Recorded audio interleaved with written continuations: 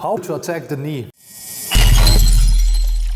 But you can't do this against an MMA or Muay Thai fighter. So hi guys, today we're going to talk about how to attack the knee, because there are several different ways how you actually can attack the knee or the kneecap, what technique and tactics you can actually use. Essentially, there are three main ways how you can attack the knee. The one is you can attack with the tip of your shoe, the kneecap or slightly under the kneecap. The second one is you attack it with a side kick.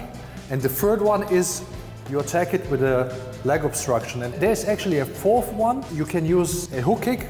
Okay, the hook kick is essentially this technique, but you use, in this case, when you attack the knee, the heel. So you can kick like this. So essentially the best time to attack the knee is when the opponent steps in. So it doesn't really matter what his plan is to do. He wants to grab you, he wants to punch you, or even to kick you. So at the moment he steps in, that's actually the best time to attack the knee. All his weight goes forward and you attack the knee against his movement. If he wants to punch, it can be the front hand or it can be the rear hand, doesn't really matter, right? So you keep your distance, okay? So he wants to punch. So now you see he has to step in, and other hand as well.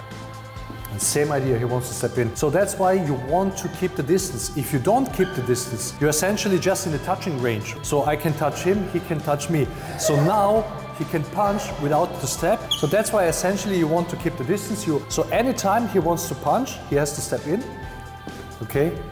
Or he steps in and punches then. Yeah, that's typically what somebody should do. He would shorten the distance in order to punch, okay? He would step in. And that's the moment when you actually attack the knee. So you keep the distance, he wants to punch, he has to step in. Some people say, well, nobody is going to punch from this distance. Well, guess what? He has to shorten the distance, so he can step in without punch, okay? You can still kick the knee, okay? So it doesn't really matter what he does. He steps in, and you can kick the knee.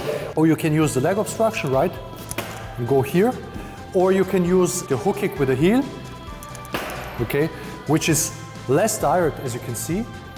And the other one is you can attack the kneecap with the tip of your shoe. Okay, you can go like this and kick here with the tip of your shoe. So you can kick here, right under the kneecap and dislocate the kneecap. Those are essentially the main ways how you can attack the knee. So you can do this even from the neutral. Imagine the guy comes towards you, wants to grab you, okay? Like a good jiu-jitsu fighter, he comes, he wants to grab you, you go here, okay? He has to come close. You can stand like this, and you can side kick, or you can step back and side kick then, or you can go like this and go to the kneecap. And don't forget the classic, you can go to the groin. Yeah, so at the moment he goes there, because this is not the subject of this video, but for 100% there will come a guy and he's gonna say, well, jiu-jitsu guy is going to tackle you. Then you do something else. If he lowers his head, you can attack the head, you can step away, you can angle off, you can go to the eyes. What you shouldn't do is try to grapple the guy, especially when it comes to self-defense in street fight. Example, he dives in, okay? So now you can go here, okay, to the eyes, you see? You can go here to the eyes, you can grab the hair, you can grab the ear, everything what's painful, and you go right into the eyes. Let's go back to the knees. When somebody wants to punch you with the lead hand, they step in, they punch, or they come close and use the rear. Yes, it can be when they use the rear hand that they step to the side a little bit.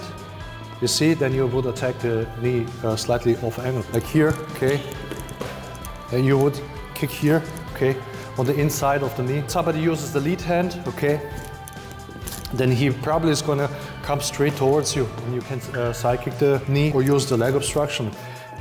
The front kick to the kneecap gives you actually more reach than the leg obstruction, yeah, but not more reach than a side kick. It can also be somebody wants to kick you, so he can step in to kick with the front leg, like this, okay? So same idea here, okay? You just obstruct his movement. If you keep the distance, he has to step in even to kick here with the rear leg. You see what he did? He stepped in again. You can use this again, stepping in, and you just cut off the supporting leg. Can be that he switches the stance, okay? Then you attack the other knee. This has to be practiced all the time, okay? So you practice this 100 times, 1,000 times. Next week another 1,000 times. The week after 2,000 times, okay? Until you have your 100, 200 or 1 million reps, okay? Then you can do it in sleep. Okay, or something else. Okay, or even something else. Okay, the thing is, when you keep the distance, he has to step in. He doesn't really have to actually launch an attack. So that's the beauty of Jeet Kune Do and intercepting. And imagine you don't know this. Let's say I'm a Jeet Kune Do guy and he doesn't know me, right, in the street, okay? And you just cut off his knee. Never expected. Guys, thanks for watching. See you next time.